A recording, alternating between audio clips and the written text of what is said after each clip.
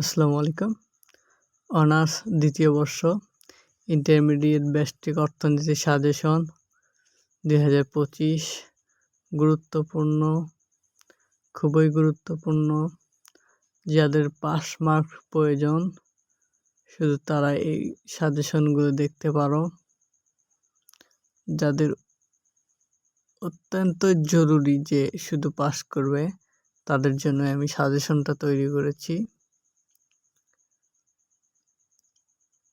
ক বিভাগ, খ বিভাগ এবং গ বিভাগ এখানে দেওয়া আছে।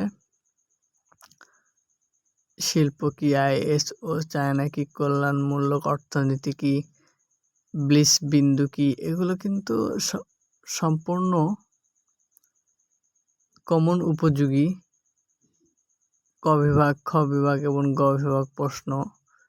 উৎপাদন সম্প্রসারণ পথ কাকে বলে, চাহিদা রেখা কি, ওয়েলার্সের তথ্যটা কি, নিম্নোজ্জমান খরচ কি, সকল কিছু আছে এখানে।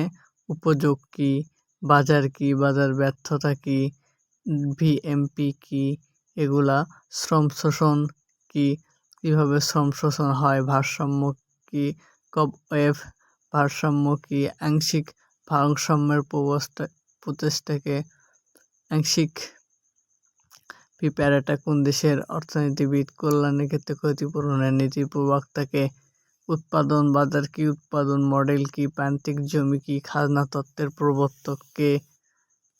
এবং খ বিভাগেও কিন্তু স্বল্পকালীন গড় রেখা ইউ আকৃতির কেন হয়, সম উৎপাদন রেখার বৈশিষ্ট্যগুলো লেখো, সমাজ কল্যাণ আপেক্ষক কি, পূর্ণ প্রতিযোগিতার অধীনে একটি ফার্মকে দাম গ্রহীতা বলা হয় কেন।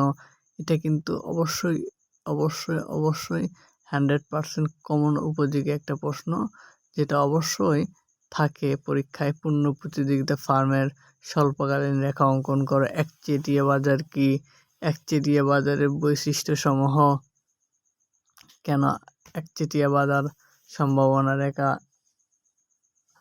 পূর্ণ প্রতিযোগিতায় ফার্মের দীর্ঘকালীন ভারসাম্য ব্যাখ্যা করো।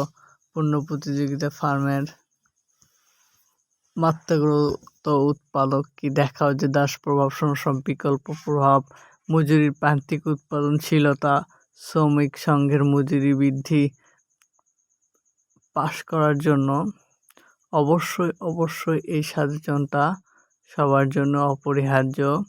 যারা কিছুদিন পরে 2 দিন পরে পাস করতে চাও তাদের জন্য এই সাজেশন।